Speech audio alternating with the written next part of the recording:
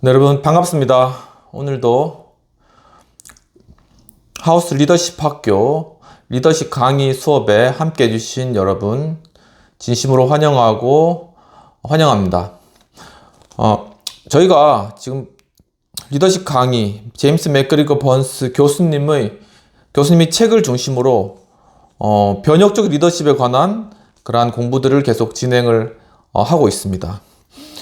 그 중에서 저희가 지난 시간 중에 프랑스 혁명과 또 러시아 혁명들을 다루었고, 이번 시간엔 중국에 관한 그러한 혁명의 과정을 살펴보면서 모택동의 그러한 어떤 리더십적인 측면이죠. 그 리더십 측면을 살펴보는 그러한 시간들을 먼저 가지도록 하겠습니다.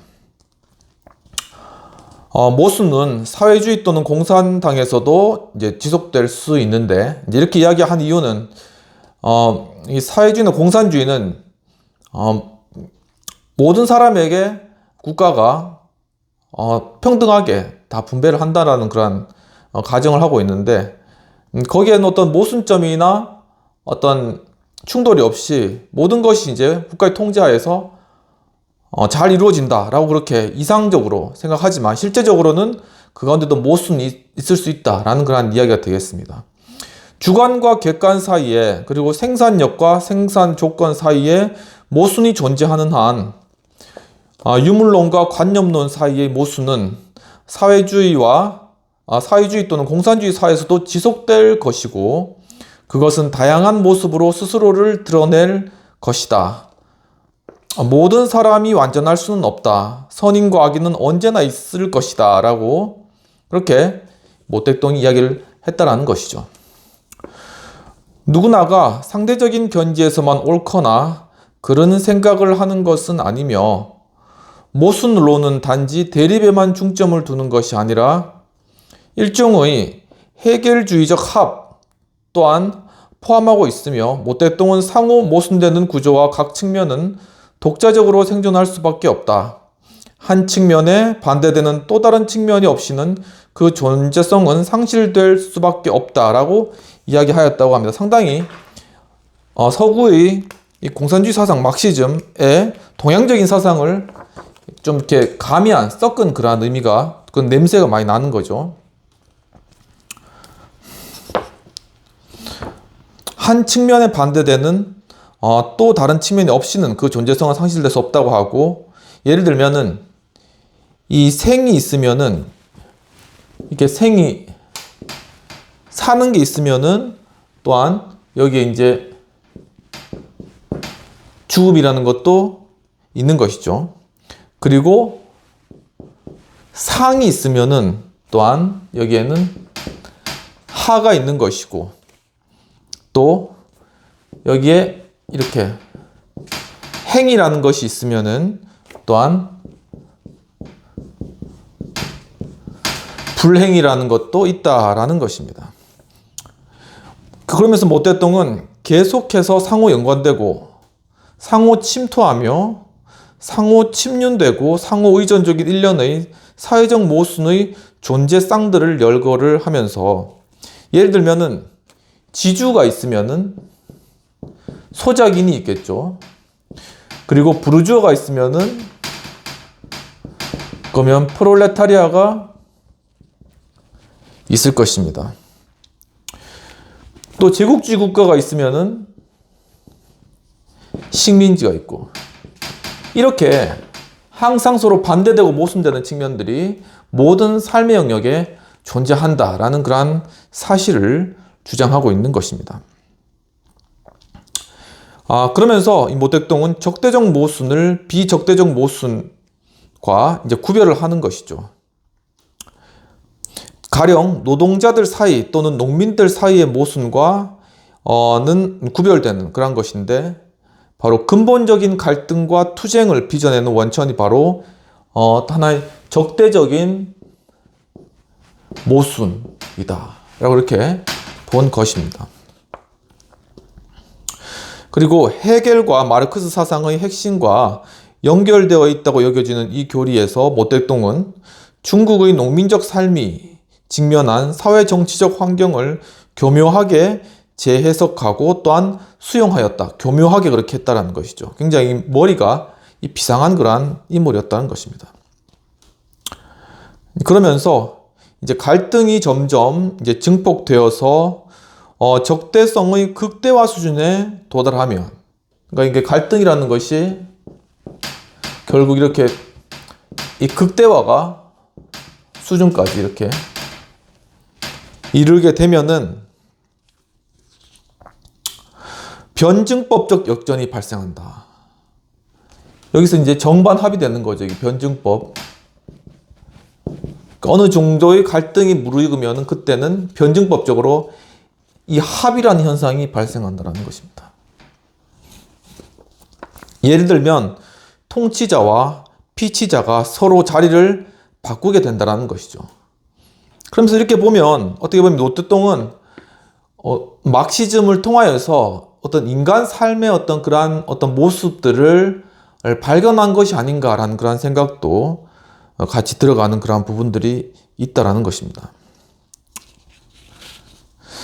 모태똥의 이 같은 논증에는 번스 교수님께서는 다소 무리는 있지만 이로부터 세 가지의 강력한 의미가 파생되고 제시되는데, 사회 변화에는 정치 갈등이 불가결하다라는 것입니다. 그러니까 어떤 하나의 이 사회적 어떤 변화, 이 변화를 일으키기 위해서는 결국 여기에는 갈등이라는 것이 존재할 수밖에 없다라고 그렇게 생각을 한 것이죠. 갈등은, 근데 중요한 건 이 갈등이라는 것은 바로 이 리더에 의해서 관리될 수 있고 계획될 수가 있는데, 모태똥의 사상의 핵심은 이 갈등이라는 것이야말로 가장 어떤 변화를 이루는 그냥 핵심이 된다는 것이죠. 즉, 변혁과 궁극적 통합의 필수적인 이념이다. 그러니까 변혁을 해나가고, 그리고 또한 이러한 변혁 가운데 서로 통합을 이루어가는 과정 가운데서도 바로 이 갈등이 필수적이다라는 그런 부분들을 말하고 있는 것입니다.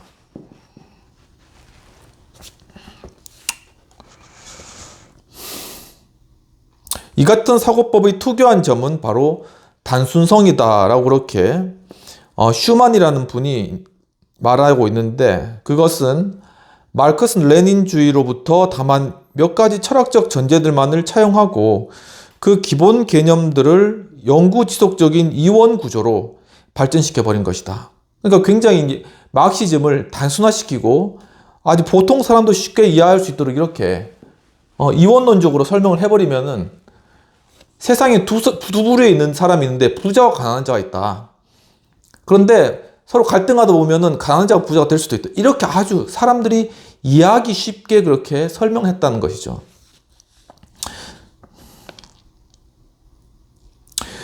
그 같은 구조에서의 갈등 해소는 또 다른 모순 그리고 새로운 갈등으로 이어질 수 있는데, 모태똥의 견해로는 수많은 모순이 존재하되 그중 가장 두드러지는 모순, 경제적 모순이 여타 모순을 틀지어주는 것이므로 리더십 제1사명은 각 역사적 시점마다 주된 그러한 모순을 가려내주고 그것을 해소하기 위해 힘을 결집시켜주는 것이다.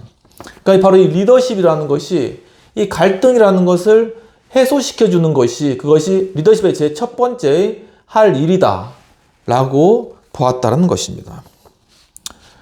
바로 즉 모순이 무엇인지를 발견하고 그것을 통합시켜 나가는 결집시켜 나가는 것이 리더십이다, 그렇게 본 것이죠. 이것은 리더십의 엄청난 행동의 자유를 보장하는 것에 다름이 아니다 라고 이야기를 하고 계시는 것입니다. 리더란 중요한 사회 갈등을 단순히 반영하는 존재가 아니며, 그들은 어느 한편을 끌어올리고 또 다른 세력은 무시해 버리는데, 그들은 단지 인간적 욕구에만 반응하는 또 다른 리더들의 어떤 도전 가능성을 위험 요소로 갖고 있다라고 이야기를 하고 있습니다. 그러니까 이런 갈등 구조 속에서 계속 그 리더십에 관하여서 그것을 침해하거나 리더십을 빼앗으려고 하는 그러한 세력들이 계속 다가오고 있다는 것이죠. 다른 한편 다원주의적 체제에서는 거래적 리더들이 자신들의 인식 또는 무시하는 집단과 이해관계에 대해서 결정적으로 좌우된다라고 이야기를 하고 있습니다. 우리는 이제껏 단순히 모택동은 지상의 유일한 리더였다라는 식으로 언급해왔다 이렇게 이야기하고 있는 것이죠. 그것은 사실 전체 리더십 구조를 생각할 때 일부분만을 강조한 것이며 이 책에서 취한 접근법대로 리더십을 집단적 견지에서 볼 필요가 있다라고 말씀하고 있습니다. 그러니까 어떤 한 사람의 리더십이 아니라 중국의 어떤 그런 공산화 과정을 보더라도 이건 하나의 집단적으로 이루어지는 그런 과정이었다라는 것이죠. 모택동은 언제나 완만하게 변화하는 강력한 리더들에 둘러싸여 있었다라는 것입니다. 그들 중에는 세 번째 부인이며 당의 간부였던 강청이라는 사람도 포함되어 있는데 대규모 중국 공산당 내에서 제도화된 이 리더십 구조는 중국의 모든 기관에 영향력을 행사했고 당의 조직을 또한 풀뿌리 차원의 공산당 세포 동원도 가능하였다. 굉장히 어떤 강력한 조직 체계를 가지고 있었다는 것입니다. 이 당은 통상적인 공산당 패턴을 나타내어서 인민대회라든가 중앙위원회, 정치국, 중앙서기국, 정교한 외곽 지방 조직, 그리고 비자발적이고 엄격하며 의무를 요구하는 당원 자격 등등 이런 것을 갖추고 있었다는 사실입니다. 이 당은 조직 선전, 재정, 연구 등의 업무를 담당할 통상적인 부서들도 다 수립해 놓고 있었다는 것이죠. 굉장히 조직적인 그런 면이 있었다는 것입니다. 또한 당연하게도 온갖 수단의 대중선전을 통제하고 개인별 대면적 설득에 의존하는 방식을 특히 강조하였는데 구식, 신식의 설득 방식들, 최대 효과를 위한 청자의 고립화, 감정적 긴장의 부추김, 그리고 당면 과제의 단순화 이러한 것들, 이게 이제 설득 방식인 거죠. 이 사람들을 설득하는 방식. 그런 것이 대중의식을 고취하고 그들의 정치화를 유도하여 결국은 풀뿌리 차원에서의 이데올로기가 될 때까지 동원했다. 그러니까 이 모택동의 논리가 굉장히 단순하기 때문에 이것을 이념화해가지고 한다면은 잘 모르는 그런 식자층이 아니라 이제 배우지 못한 사람들도 쉽게 이해하는 그러한 아주 풀뿌리에서 이데올로기화가 되는 그러한 일들이 발생한다라는 것입니다. 하지만 한 가지 점에서 모택동과 그 외 중국 공산당 등들의 리더들은 당을 최고 지도자들의 도구로 만드는 보통의 공산주의적 방식을 초월해 있었다라고 하였는데 이 루이스에 따르면 모택동은 어떤 행동을 위한 전선을 수립하는 과정에서 권위에 의지하지 않고 정치 리더들과 일반 중국 민중 사이의 상호적이고 조직적인 관계에 의지했던 최초의 중국 리더였다는 것이죠. 그러니까 이 모택동이 어떤 정책을 수립할 때 단순히 리더들의 어떤 권위를 의존해서 그냥 상명하다시로 한 것이 아니라 바로 그 리더들의 의견을 취합해서 이 민중들에게 뿌리고 그 민중들의 거기에 대한 반응을 보면서 이것을 서로 긴밀하게 연결해 나가는 이러한 작업들을 잘 해나갔기 때문에 바로 그렇기 때문에 그가 정말 이거 상호 조직적인 관계를 이룬 중국 최초의 중국 리더였다라고 이렇게 평가를 받고 있다는 것입니다. 이 점에 있어서 모택동은 당의 리더들에게 우리는 결코 모르고 있는 것을 아는 척하지 말아야 하며 아랫사람에게 질문하고 배우는데 수치스러워하지 말아야 하고 하급자들의 말에 주의 깊게 귀를 기울여야 한다.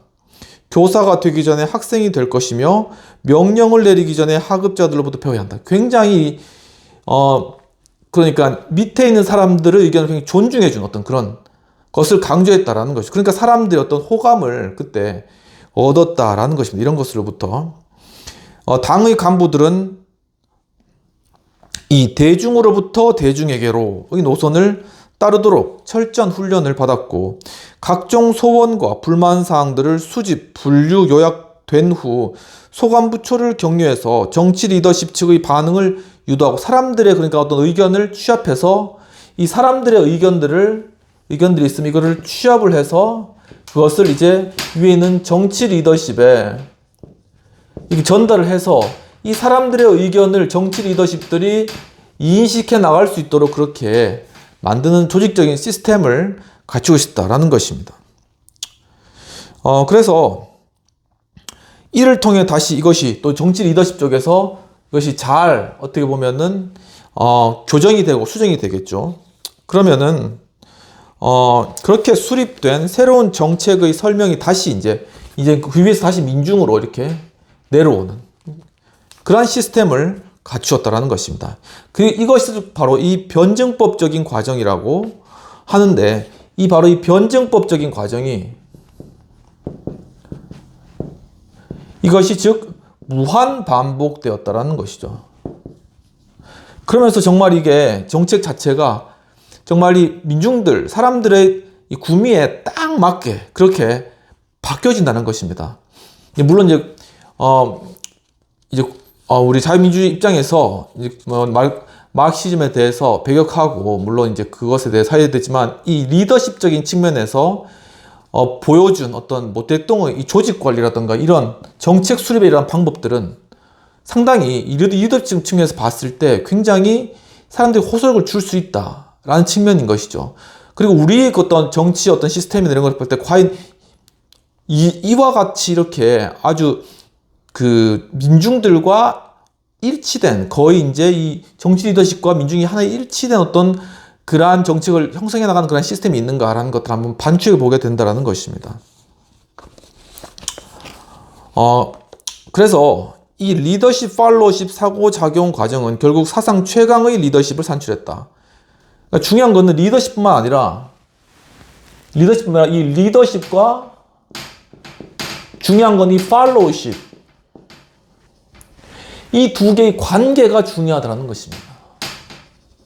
이게 리더십에서 굉장히 중요한 측면이라는 걸 이 대통령은 인식을 잘 하고 있었다는 사실인 것이죠.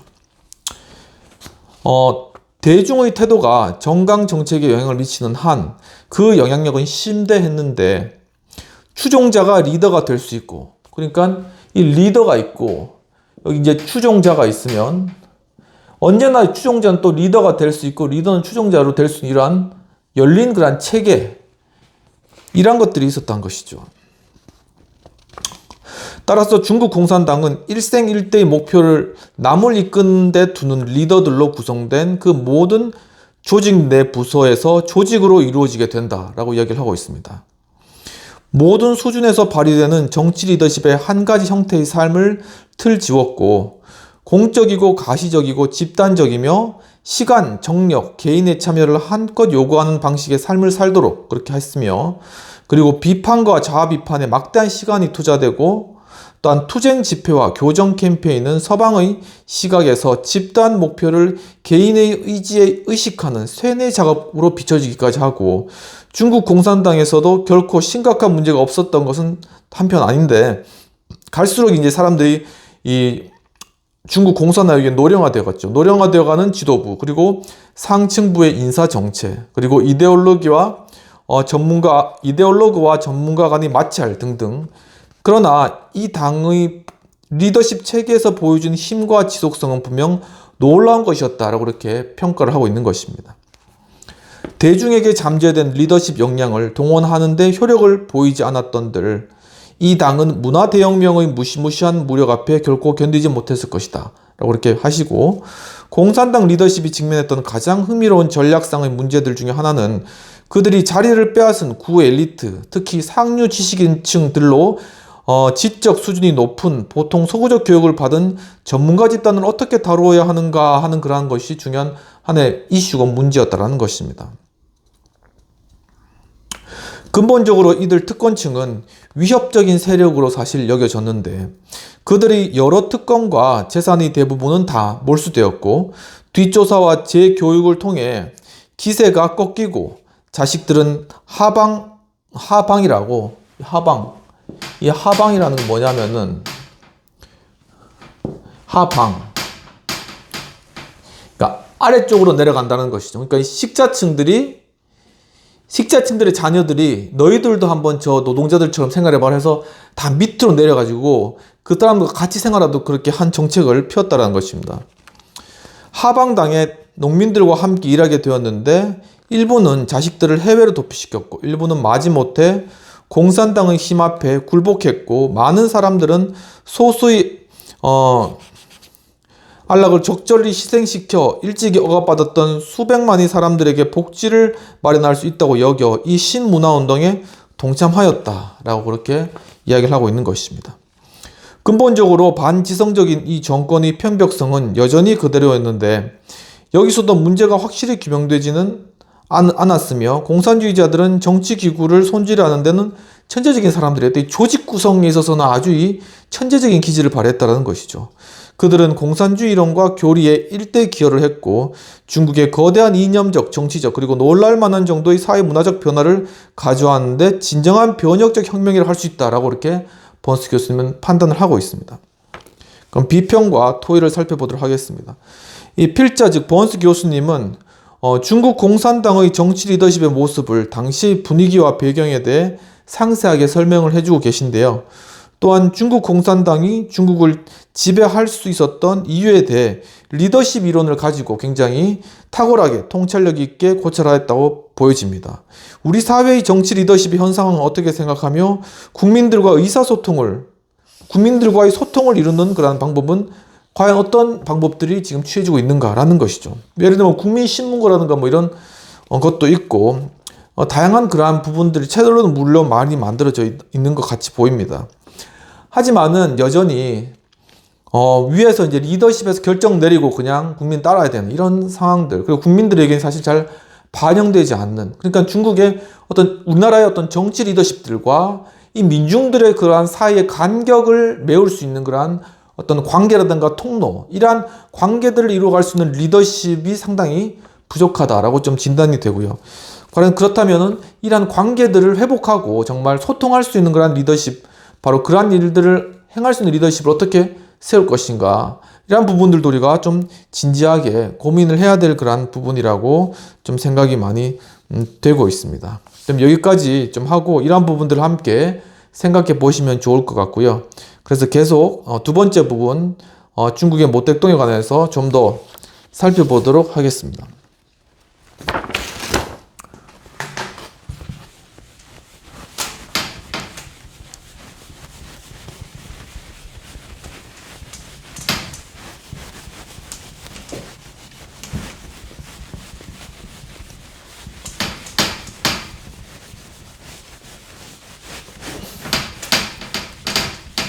오늘 좀 이렇게 이 강의 장소가 좀 바뀌었습니다. 지금 여기 저희 공간이 정전 공사 때문에 지금 조금 이렇게 이거를 공사 좀 이렇게 장소가 좀 바뀌어가지고 좀 약간 이 좁은데 여러분 좀 이해해 주시고, 칠판도 지금 이렇게 요게 여기 회의실에 있는 거라서 좀 소리가 좀 나는데 이러한 부분들을 조금 불편하시더라도 좀 이해해 주시면 감사하겠습니다.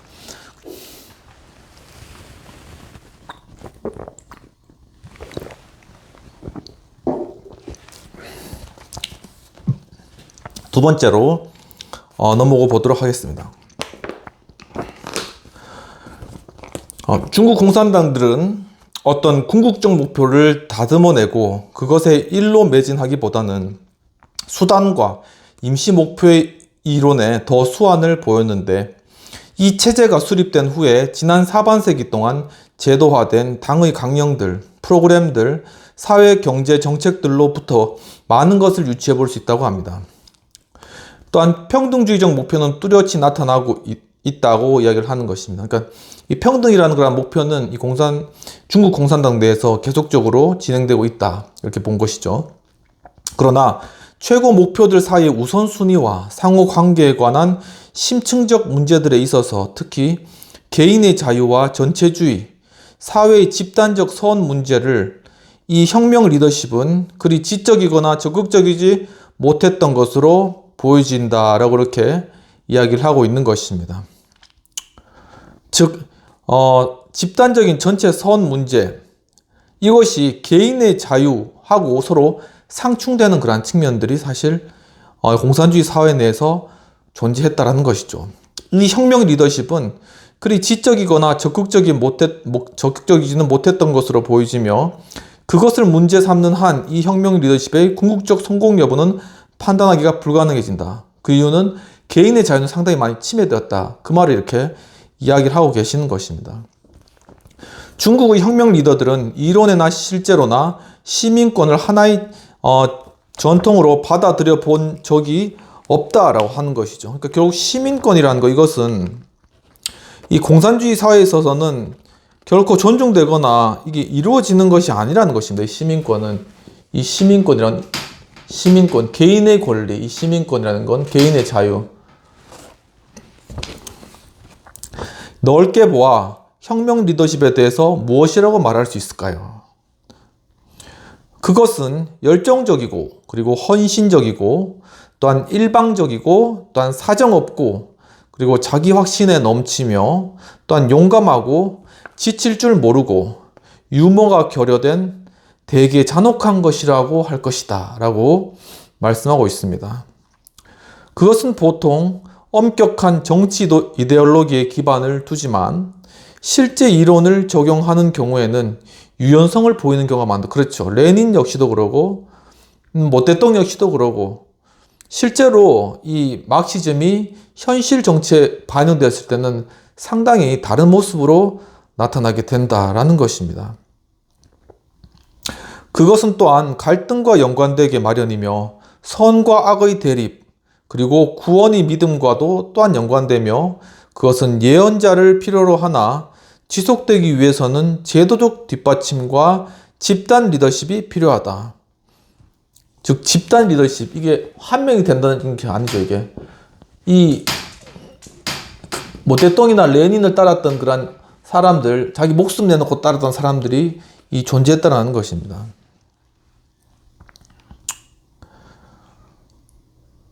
그 원천은 인간적 욕망, 욕구의 마른 장작에 불을 댕기는 불꽃 같은 리더십, 압제 대중에게 널리 퍼진 불만, 개혁의 실패에 좌절해버린 리더십인데, 그 성패는 강력한 가치 체계에 민중의 욕구에 대한 대응성에, 그리고 이견에 대한, 그러니까 다른 의견에 대한 체계적인 억압에 달려있다라고 이렇게 이야기를 하고 계십니다. 그것은 이론상으로는 평등지향적이지만 실제로는 항상 또 그런 것도 아니며, 그것은 치열한 갈등 상황에서 상호성을 띌 경우 리더십으로 평가를 받으며, 그렇지 못한 경우에는 야만스러운 힘이 된다라는 것이죠. 그러니까 이 말이 무슨 말이냐 하면은, 어떤 지배층과 피지배층, 아니면 어떤 독재와 사람들, 이 어떤 갈등 관계에 있어서는 상당히 이 공산주의 리더십이 어떤 리더십의 모습처럼 보인다는 것입니다. 하지만 그런 갈등 구조가 끝나고 난 뒤에는 이 리더십은 하나의 어떤 폭력성을 가질 뿐, 야만스러운 힘이 될 뿐, 더 이상의 어떤 리더십의 형태를 잃어버린다라는 것이죠. 프랑스 대혁명 시 리더십은 그 초기의 윤리적 비전이 자기의 죽음을 딛고 일어나 이후 세대에게 영감을 주기는 하였지만 단순한 테러로 결국 타락해버렸다라고 이제 설명을 하고 계시는 것입니다. 또한 러시아 혁명의 리더십은 또한 개혁운동을 좌절시켰죠. 러시아의 자유주의 세력에서 개혁운동이 진행되었는데 그것을 레닌과 공산주의자들이 그걸 다 폐기시켜버렸죠. 그러니까 점진적 개혁을 중단시키고 사회체제가 완전히 바뀌어지는 혁명을 이룬 것입니다. 또한 러시아 대중의 사회질서, 물질적 복지, 국가적 위신에 대한 욕구에 부응함으로써 성공할 수 있었다. 사람들이 원하는 것을 딱 알아서 그것을 채워줬다는 것입니다. 중국 혁명의 리더십은 셋 중에서 가장 변혁적이었다. 프랑스, 러시아, 중국, 이 세 가지 중에. 그런데 그 또한 대규모의 잔인한 처사와 희생을 남겼다는 것이죠. 그러니까 이 사회주의를 통한 어떤 혁명의 결과는 정말 피비린내를 나게 하는 수많은 사람들이 희생을 치르는 그러한 과정이었다라는 것입니다. 혁명의 인본주의적 목표, 가치는 대개 모든 계급에 의해서 공유되며 그것은 곧 혁명의 힘이 되는데, 혁명이 행동 양식가들, 모랄 밸류즈, 행동 양식 가치들, 모랄 밸류즈를 일부 훼손하기 때문에 투쟁이 진행하며 드러내는 잔혹성과 약속 깨기 등 공포와 반혁명 운동이 배태된다. 이게 무슨 말이냐면 이제 반대의 자유주의 입장에서 이제 공산주의 비판하는 것입니다. 그러니까 여러 모랄, 도덕적인 모랄 밸류 가치가 있죠. 뭐 예를 들면은 개인의 어떤 인권이라던가 아니면 자유라던가 이런 것들이 있지 않습니까? 이런 것들이 이 공산주의 사회제도에서는 존중받지 못한다. 그리고 이게 훼손된다. 일부라고 할지라도 이것이 훼손되는 결과를 낳게 된다라는 것입니다. 그리고 이것이 심해지면 나중에는 굉장히 잔혹성을 띠게 되고, 그리고 또한 국민과 약속이나 사람들과의 서로 신뢰 이런 것들도 약속 깨기가 밥 먹듯이 일어나는데, 이거는 거의 공산주의 이론의 어떤 그런 전략이고 전술이고, 그리고 그 어떻게 보면 하나의 속성과 같은 그런 것입니다. 그러니까 어떤 혁명의 목표를 이루기 위해서 사람들과의 신뢰도 저버릴 수 있다니까, 절대 가치, 이 모랄 밸류를 부정해버리는 것이죠. 그냥 혁명이라는 목표를 위해서. 그것이 이 사회주의 어떤 혁명 과정에 대해서 교수님이 다루면서 바라보고 있었던 가장 큰 단점이요, 가장 큰 문제점이라는 것을 말씀하고 있는 것입니다. 그런 면에서 미국 혁명 같은 경우에는 심각한 상처를 남기지 않았죠. 그 이유는 워싱턴과 또한 애덤스와 같은 혁명 리더들이 근본적 성실성과 미덕이 있었다. 그러니까 이 리더들 자체의 어떤 이 밸류, 이 가치를 중시하는 그러한 면들이 있었다는 것이죠. 그러니까 성실하게 하고 또한 미덕, 신뢰, 사람들과의 신뢰를 지키는 것이 무엇보다 중요하다. 이런 가치들에 대한 존중이 있었다는 것입니다. 혁명은 단지 최종 목적을 대표할 뿐 아니라 그것을 구체화하는 제1세대의 리더들을 낳는 경향이 있죠. 혁명을 하면은 그 세대를 살아가는 리더들이 그 혁명 과정 가운데, 위기 가운데 난세의 영웅들이 태어나는 것처럼 그렇게 되는 것이잖아요. 도대체 누가 레닌, 모떼똥, 볼리바스, 카스트로, 호지명이 없는 상태의 혁명가들을 생각해 볼 수 있겠는가라고 이렇게 질문을 던지고 계시는 것입니다. 그러면서 이제 스탈린, 우리가 잘 알듯이 이제 이 스탈린이라는 인물과 관련돼서는 무지막지한 인물이죠. 스탈린은 바로 이 점에서 실패했는데, 윌슨과 같이 그는 행여 믿음직스럽게 보이지 않을까, 그게 이제 자기가 어떻게 보일까 하는 것에 대해 상당히 관심이 있었다라는 것입니다. 그러니까 어떤 가치나 목표를 위해서 혁명을 하는 게 아니라 내가 어떻게 사람들 군중에게 비춰야 될까, 이런 것들이 컸다라는 것이죠. 그래서 자신의 이미지를 어떤 이상적인 것으로 재구성하였다라는 것입니다.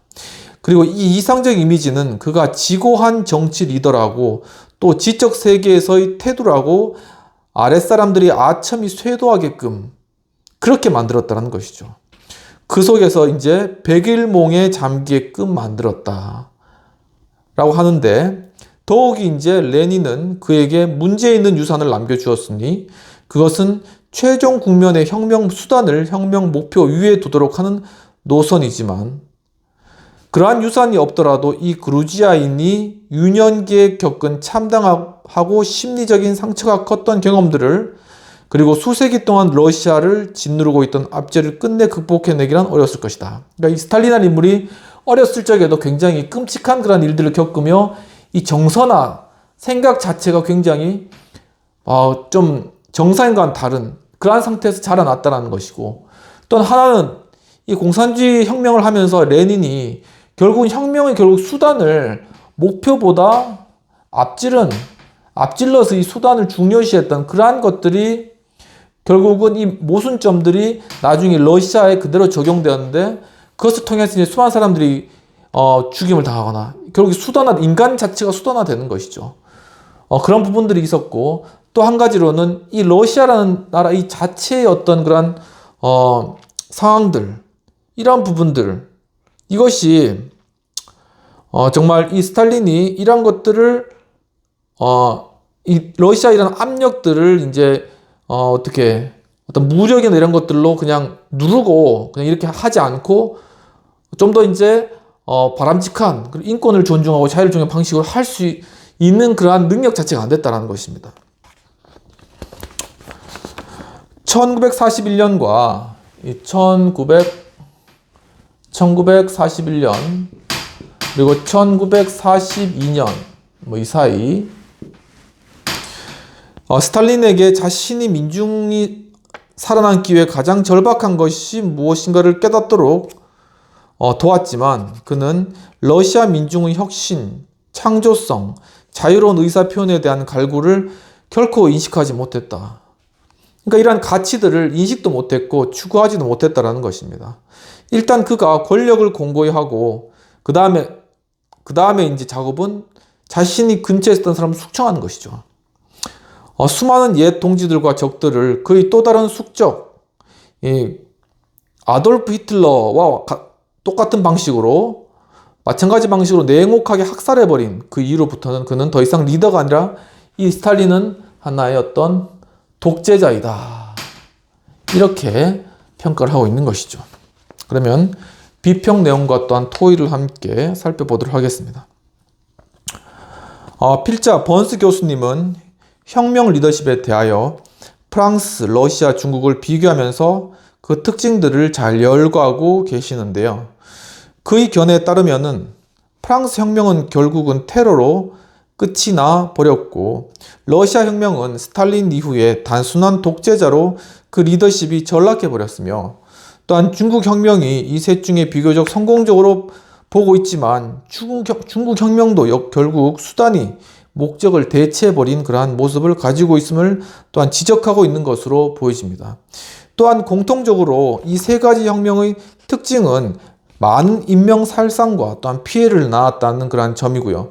이에 비하여 미국 혁명의 경우는 이러한 희생이 발생하지 않은 점에 관하여서 언급하시면서 리더십의 자질 역시 혁명 과정에서 성장한 경우라고 평가하는 것으로 생각하셨다라는 것입니다.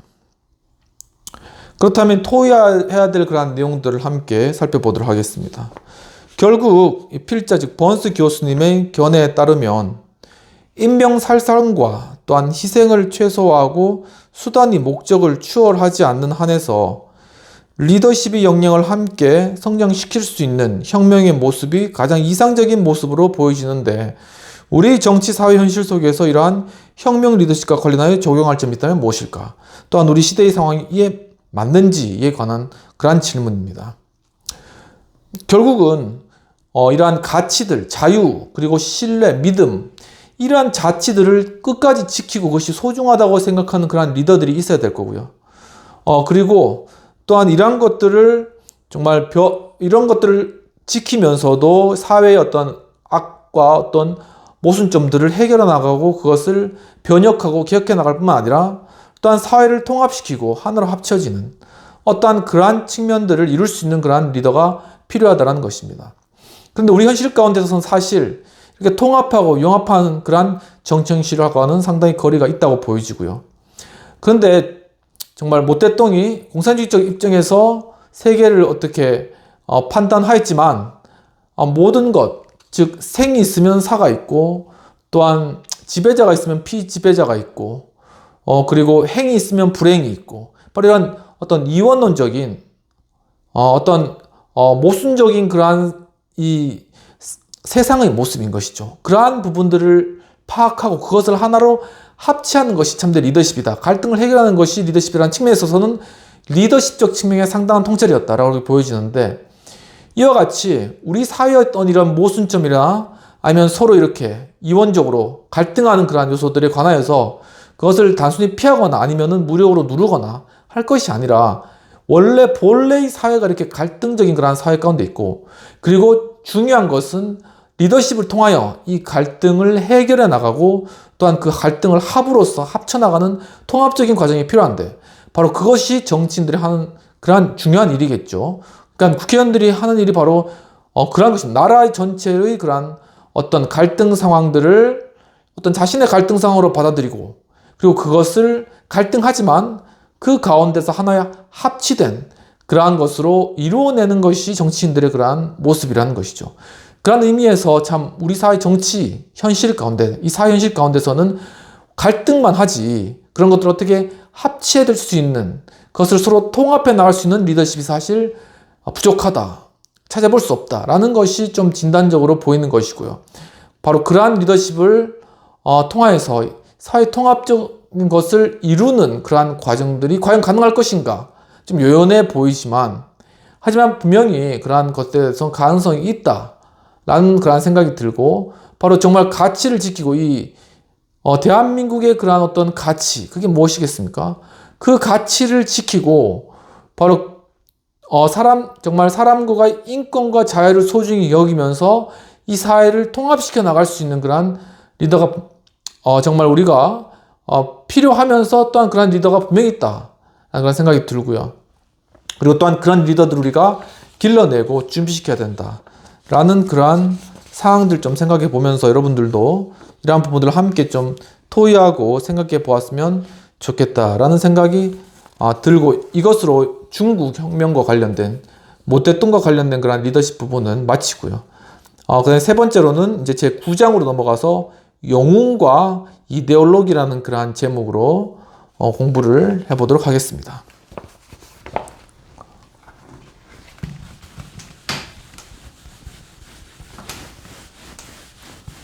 그래서 이 사회주의적인 쪽의 어떤 리더십을 다룰 때 굉장히 이 번스님 통찰력 있게 지금 다루고 있는데, 이것이 우리의 어떤 체제와 우리의 그런 것과는 다르기 때문에 사실 우리가 잘 파악하지 못하거나 이해하지 못한 측면이 사실 많이 있는 것 같습니다. 하지만 그렇다고 우리가 이것을 단순히 그냥 모르고 무시한 채 넘어가야 되냐, 그런 것도 아니거든요. 사실은 우리가 이러한 부분들에 있어서 어떠한 부분들이 문제였고 또 어떤 것들은 우리가 도리어 좀 이렇게 배워야 되고 어떤 것들은 우리가 분명히 배척해야 되고, 아무튼 이러한 과정들을 통해서 우리가 과연 이제 우리 대한민국 내에서 우리 현실 가운데서 어떻게 이러한 것을 이러한 문제들, 현안들을 해결해 나가는 것은 결국은 우리 과거에 바로 이러한 위기의 시기 때 그것을 다루었던 인물들을 우리가 생각해 보면서 이러한 방법들을 우리가 취할 수 있는데, 그러한 측면에서 우리가 과거 리더십들을 좀 바라본다라고 좀 봐주시면 좋을 것 같습니다.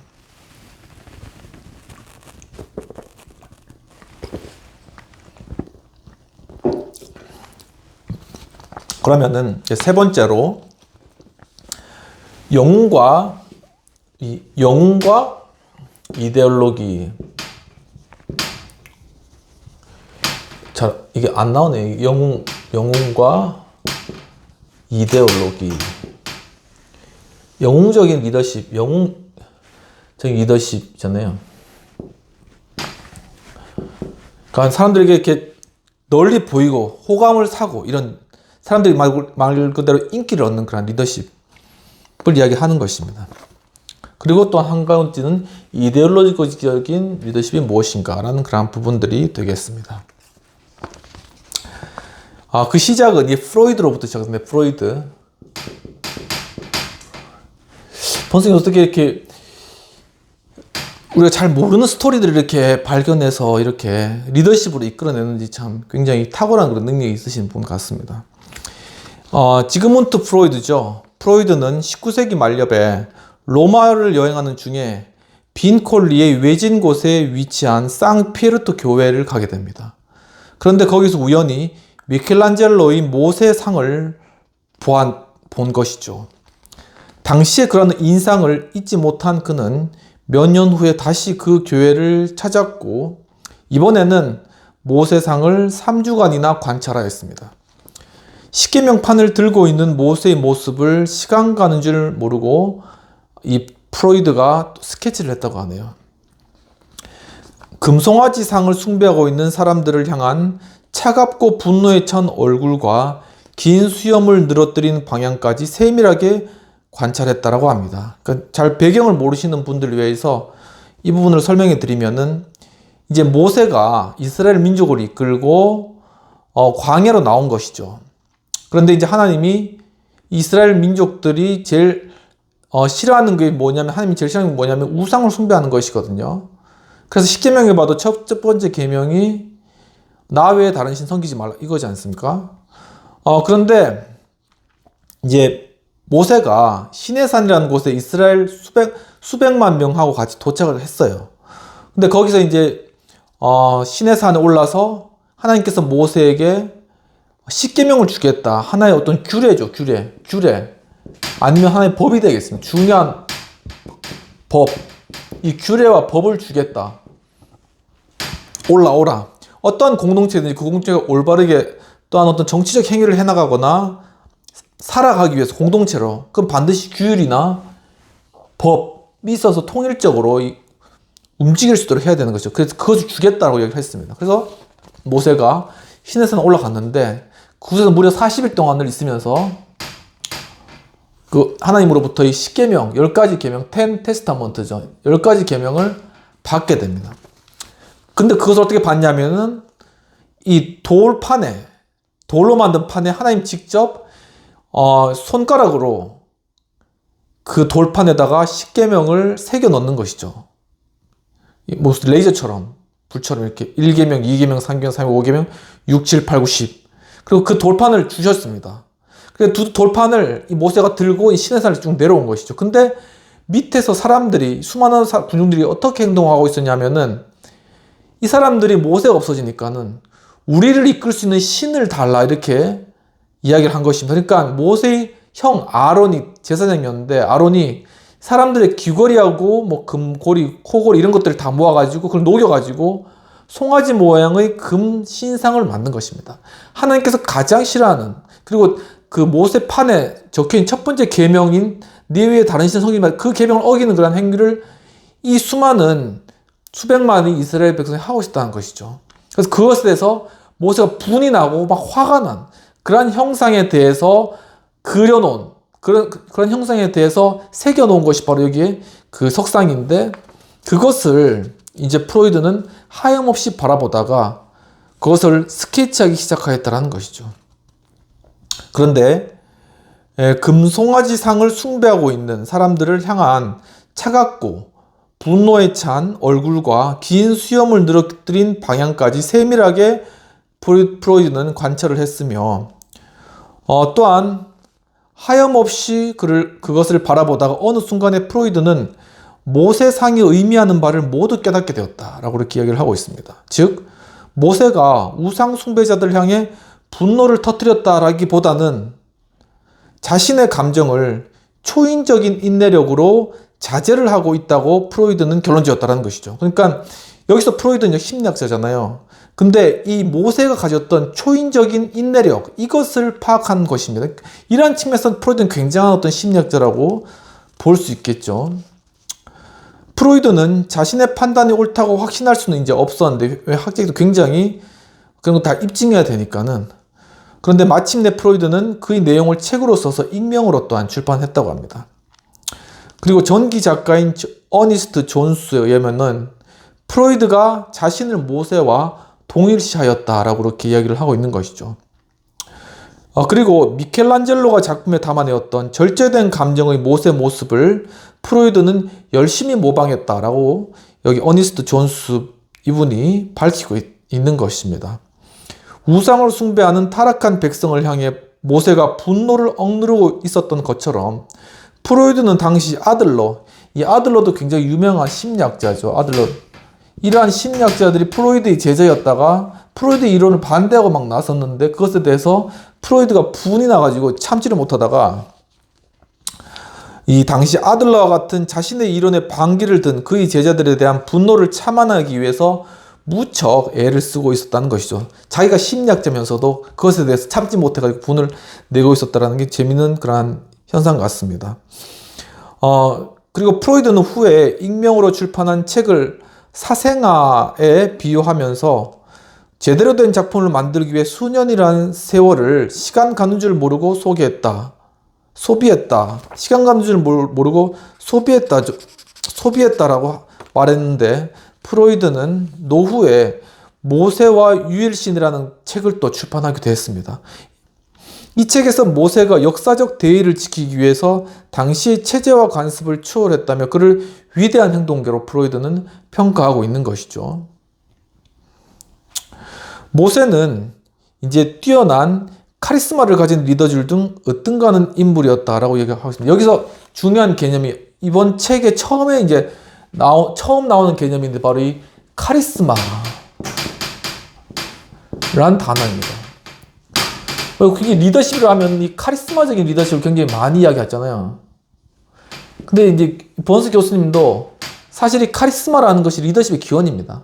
어떤 사람이 리더십 가지고 있다는 것을 우리가 단적으로 표현할 때 카리스마적이다 하잖아요. 그런 것처럼 이 카리스마적이다라는 그런 용어를 지금 처음 모세에 대해서 사용하고 계시는 것입니다. 그렇다면 왜 교수님이 모세에 대해서 이 카리스마적인 리더십이라고 그렇게 언급을 한 것일까요? 살펴보면은 프로이드에 따르면은 모세는 감정을 절제할 수 있는 풍성과 또한 옳다고 믿었던 사상을 통해 서양 문화사에 기념비적인 영향력을 미친 인물이었다라고 이야기를 하고 있습니다. 모세의 위대성과 모호성이 또한 카리스마라는 개념 속에 함께 내재해 있다. 즉, 이 안에 카리스마적인 것에는 바로 어떤 위대함도 있고, 하지만 이 가운데 뭔가 알 수 없는 모호함이라는 것이 이 안에 담겨 있다. 굉장히 그렇기 때문에 이 카리스마라는 건 굉장히 어떻게 보면 우리가 신비적인 그런 어떤 능력과 같은 것으로도 우리가 이해할 수 있다는 것입니다. 모세의 위대성과 모호성이 카리스마라는 개념 속에 함께 내재해서 오늘날까지 역사적인 영웅이란 인물에 대한 이해를 방해하고 있다라고 프로이드는 지적했다고 합니다. 모세와 같이 카리스마적인 리더는 국민의 정신적이고 정치적인 지주이자 권위의 원천이며 입법자이자 정치자라고 볼 수 있다. 그러니까 모든 리더십과 모든 어떤 지도력의 근원이 카리스마에 있다라는 것인데, 사실 이 카리스라는 단어는 제가 전에도 말씀드렸지만 사실은 이 그레이스라는 은혜라는 그런 개념에서 도출된 것입니다. 그러니까 굉장히 어떤 은혜롭다 이런 의미에서 이제 시작됐는데, 이것이 좀 바뀌고 왜곡되면서 굉장히 요즘은 이것이 굉장히 어떤 권위적이다 이런 의미로 굉장히 이렇게 좀 약간 오용돼서 사용하고 있지만, 사실 원래 그런 뜻이 아닌 것이죠. 모세는 그가 구현하고자 하는 종교적, 정치적 이상을 위해 대중의 지지를 동원했으며, 또한 그는 그의 백성에게 우상이자 기적을 만들어내는 자, 예언가, 마술가 또는 실체적인 법과 사상이 아닌 그의 주술이 가진 후광 효과로 국민들을 자극시키는 인물로 비춰질 수 있다라고 이렇게 보셨습니다. 그러나 모세는 이 두 가지 역할을 모두 다 해냈으며, 마틴 부버라는 분의 지적처럼 그는 예언자이자 입법자로서 국민을 이끄는 리더였다라고 말씀하고 있는 것이죠. 그는 왕자로 태어났죠. 이집트 왕자로 태어났는데, 또 잠깐 배경을 설명드리면은 당시에 이집트에 유대인들이 살았는데 굉장히 그 숫자가 많아진 것이죠. 그러니까 이 이집트인들이 유대인들을 더 이상 통제하지 못하니까는 이 람세스, 그다음 이집트 바로죠. 바로 왕이 다 죽여라. 3세 이하로 유대인들을 다 죽여라라고 이렇게 명령을 내립니다. 그래서 3세 이하로 모든 아이들, 남자아이들이 다 죽임을 당하는데, 근데 이 모세의 어머니가 모세를 보니까 너무 귀엽고 아름다운데 얘를 죽일 수 없는 것이죠. 그래서 모세를 갈대로 만든 상자에다가 역청을 발라서 이 기름 콜타르와 같은 것을 발라서 그 안에 모세를 넣고 나일 강물에 던진 것입니다. 그러니까 이 모세가 그 콜타르가 발려진 갈대 상자 안에서 울면서 나일강을 따라서 내려오고 있었는데, 마침 거기에 이집트의 공주가 목욕을 하고 있었다는 것이죠. 근데 그 갈대 상자를 보고 그것을 열어보니까 그 안에 아기가 있는데, 이 이집트 공주가 이 아이를 내가 입양해야 되겠다 해가지고 모세가 이집트 공주 밑에서 아들로 자라났기 때문에 이집트의 결국은 왕자인 것이죠. 그리고 그는 또한 신의 계시도 받았다고 합니다. 바로 이집트의 이 모세가 결국 나중에 컸다가 자신이 유대인인 걸 다 알고, 또한 이집트 사람들이 유대인들 학대한 걸 알고 이집트 노역을 감독하는 감독관을 죽인 일이 발생한 것이죠. 그리고 광야로 도망가서 이제 거기서 광야에서 40년 동안 살고 난 이후에 모세가 80세 되었을 때 양을 치러 왔는데, 거기에 한 떨기나무가 불이 붙었지만 그것이 꺼지지 않은 떨기나무를 보기 위해서 갔다 거기서 신의 계시, 하나님의 그러한 음성을 듣게 되는 것이죠. 너희가 가서 유대인들을 이집트로부터 구출해내라. 그러니까 신의 계시도 받았다는 것이죠. 그리고 이제 마라에 쓴 샘물을 달콤하게 하기 위해 그 샘물에 지팡이를 던졌고, 그러니까 그 이스라엘 민족들이 광야를 가는데 마라라는 곳에 도착해서 이제 광야니까 목이 마르니까 그 물을 마시려고 하는데 그 물이 써가지고 마실 수가 없을 때 모세가 지팡이를 던지니까 그 물이 달게 되었죠. 그리고 또 바위를 치자 불이 뿜어져 나왔는데 근데 사실 이게 물이 뿜어져 나온 것이죠. 신의 대리인으로서 그가 선포한 법과 가치체계는 그 형식에서 너무나 명확했고, 그러니까 십계명이 나 외에 다른 신을 두지 말라. 그리고 아무 형상이든지 만들지 말라. 그리고 내 부모를 공경하고 또 도적질하지 말고 간음하지 말고 탐내지 말고 이런 명확한 그런 가치들을 제시되었기 때문에 그 가르침이 너무나 단순하고 명확했던 것이죠. 그리고 인간의 욕구를 충족시키는 너무나도 보편적인 방법을 사용했다라고 이야기를 하고 있습니다. 서구의 정치 사상과 행동 양식에 모세만큼 막대한 영향을 미친 인물도 사실 드물고, 또한 우상이자 이론가로서 또 영웅이자 입법자로서 시대가 부여한 역할을 동시에 그렇게 잘 수행할 수 있는 인물을 찾기가 힘들었다라는 것이죠. 그러니까 프로이드는 모세가 위대한 리더십이다 이렇게 평가를 했다라는 것입니다.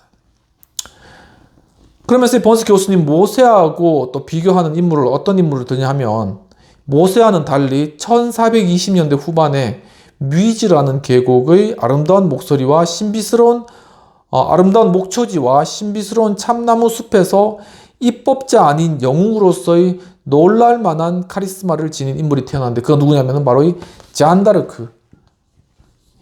다르크라는 인물.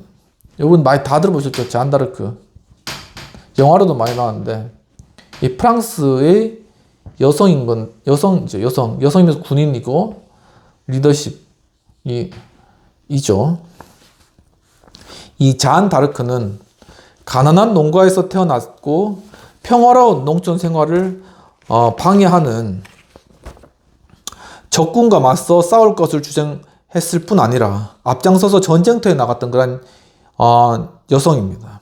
그녀는 18세의 어린 나이에도 불구하고 대담하게 태자에게 왕처럼 행동하라고 그렇게 권하고, 또 전쟁터에서 보인 용기, 그리고 순교자로서의 고난, 그리고 그 후에 이어지는 명예회복, 그리고 그녀는 영웅으로 이러한 모든 것을 통해서 칭송받고 그 후엔 성자로 인정받기까지 되었습니다.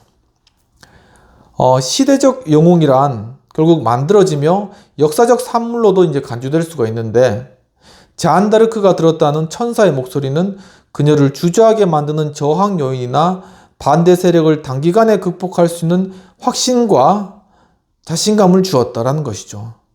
그러니까 보면 영화에도 보면 잔 다르크 영화에도 어떤 끝까지서 목소리가 들리는 것이죠. 이 잔 다르크도 이 목소리를 듣고 자신이 이 전쟁에서 앞에 나가서 싸워야 됐다는 그 사명을 받았다, 신적인 계시를 받았다고 이렇게 주장하고 있었던 것입니다.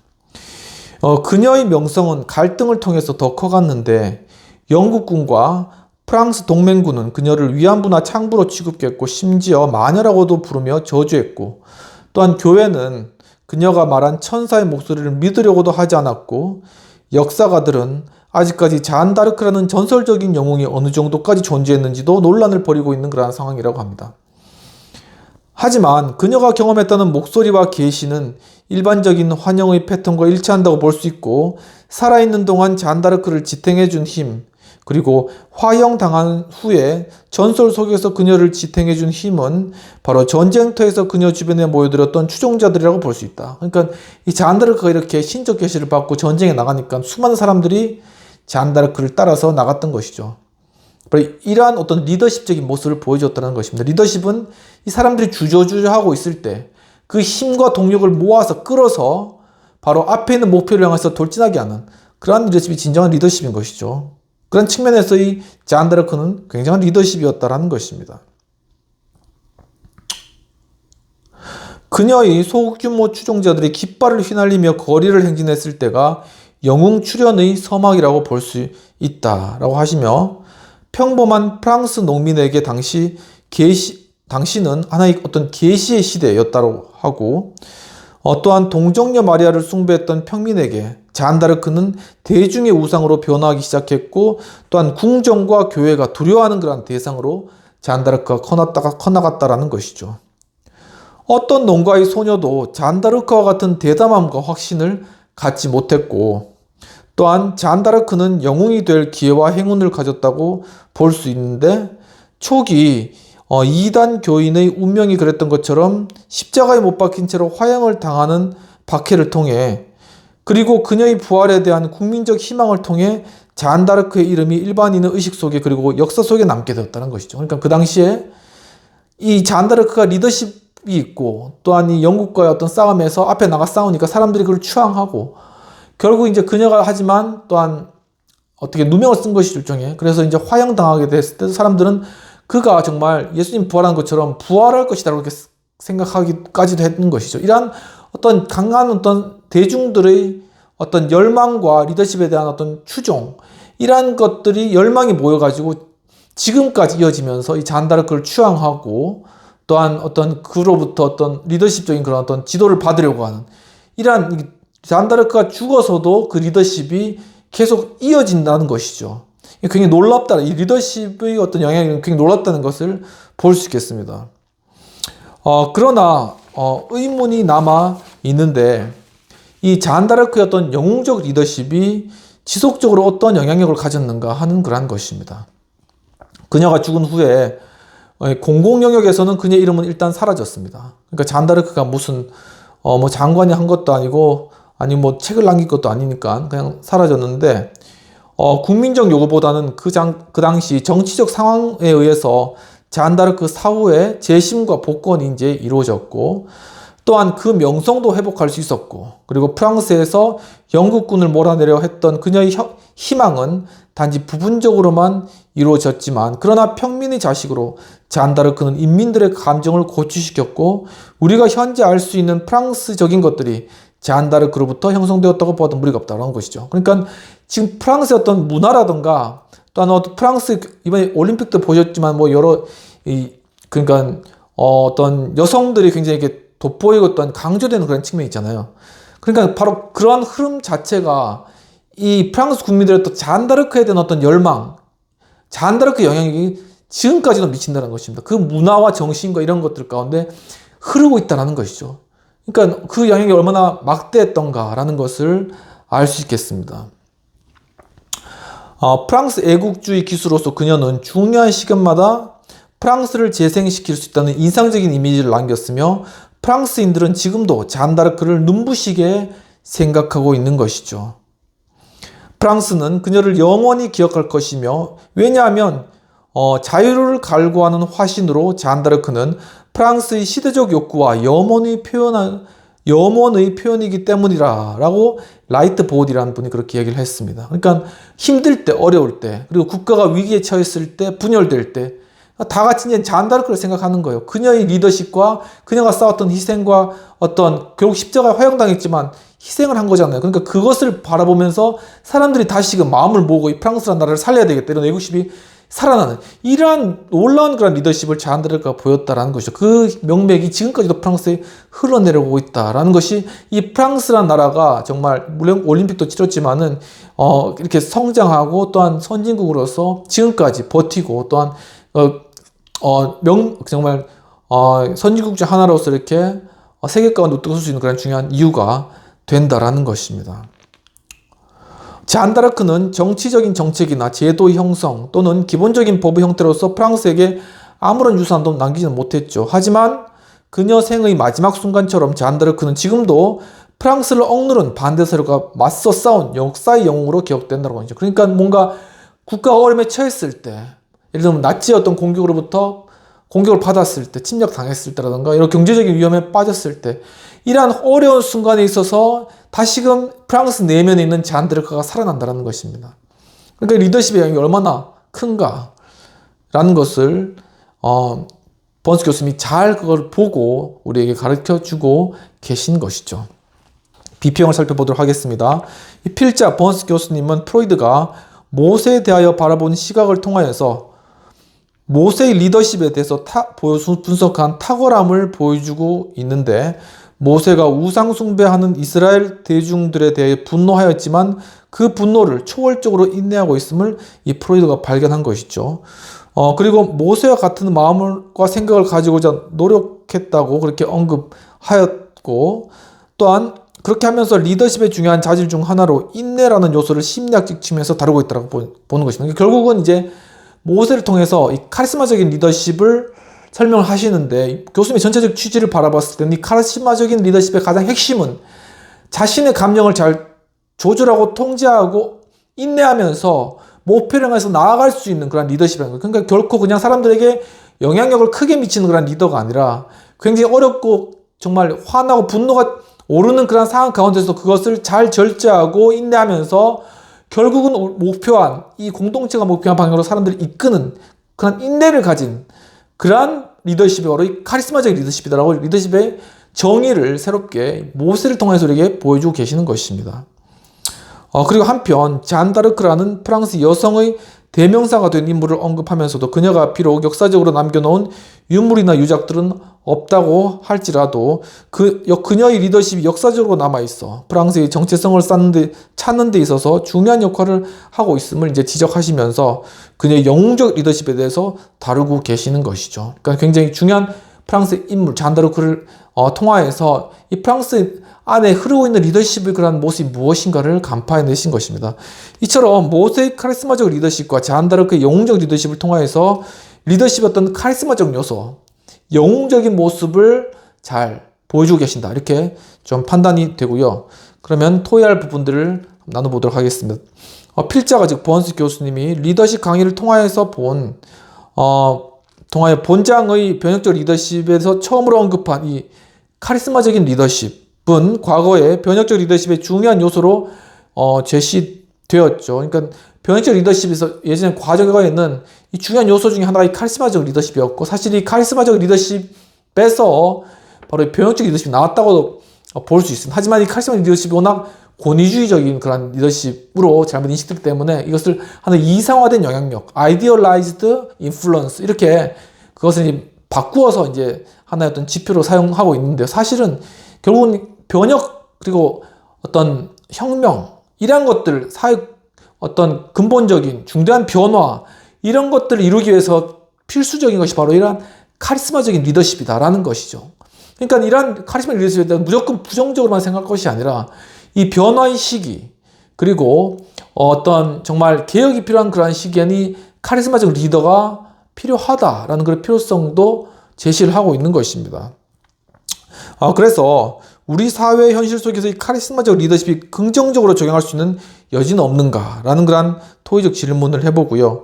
또한 있다면은 카리스마적 리더에 대한 적용이나 범위는 무엇이 될 것인가 하는 그런 부분들입니다. 그러니까 결국 우리 현실 가운데서 시대에 따라 다른 것 같아요. 그런데 사회가 혼란해지고 또 의견이 분리될수록 하나의 어떤 카리스마적 리더십이 필요한 것이. 왜냐하면 이 사회를 다시금 통합시킬 그런 목표와 공동의 목표를 추구해 나가기 위해서, 또한 이 사회를, 이 나라를 위기로부터 구해내기 위해서는 카리스마적인 리더십이 필요하다는 사실입니다. 물론 여러 가지 이제 카리스마 리더십 밑에서 어떻게 보면 어떤 굉장히 어떤 권위에 대한 억압 이런 것들을 느낄 수도 있지만, 또한 그것보다 더욱더 어떤 평화라든가 아니면은 어떤 자유라든가 아니면은 어떤 안전에 대한 그런 필요성이 더 커질 때는 도리어 사람들이 카리스마 리더십을 원하게 되는 것이죠.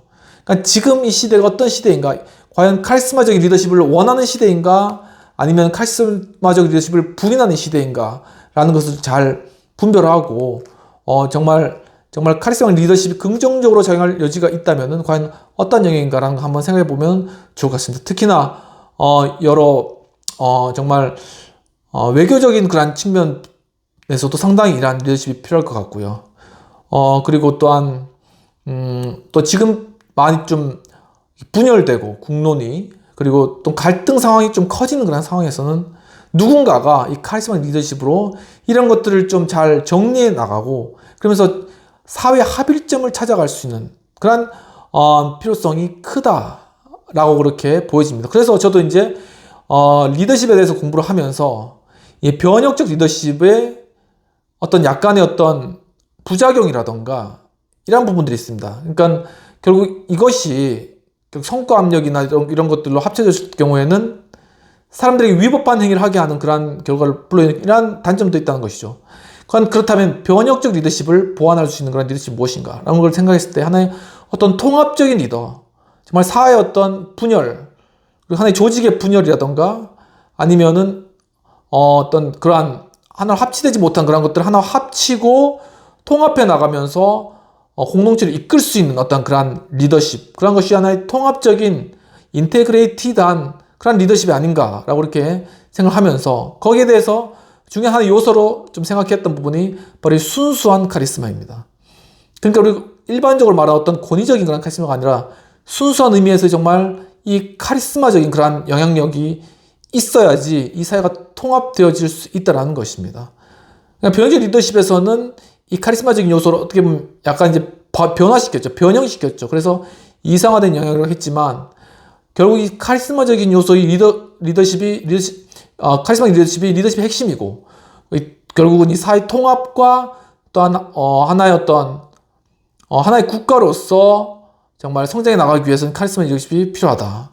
그런데 그러한 것들은 어떤 순수한 형태의 카리스마적 리더십으로 나타나야 되고 어떤 다른 요소들, 예를 들면 밸런싱, 균형이라던가 이런 부분들과 함께 협쳐져서 하나의 통합적인 리더십의 모습으로 나타난다면 그런 리더십이 어떤 조직을 통합시키고 또한 하나의 어떤 공동체라든가 국가를 통합시키는 그런 역할들을 감당할 수 있을 것이다 라는 좀 그런 생각이 들어서 그런 부분들을 좀 연구를 진행하고 있고요.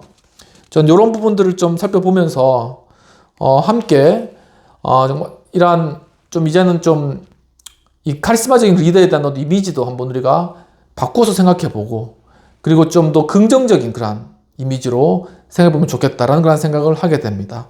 오늘도 이렇게 강의 참여해주셔서 감사드리고 한 주간 또 평안하게 잘 보내시고 다음 시간 또 계속적으로 하우스 리더십 학교 영웅적 리더십에 대해서 공부하도록 하겠습니다. 예, 오늘도 참여해주셔서 함께 해주셔서 감사드립니다. 한 주간도 모든 하시는 일들 가운데 또 모든 것들이 성공적으로 또 이렇게 잘 감당하시고 또한 평안하고 또 건강한 한 주 되십시오. 감사합니다.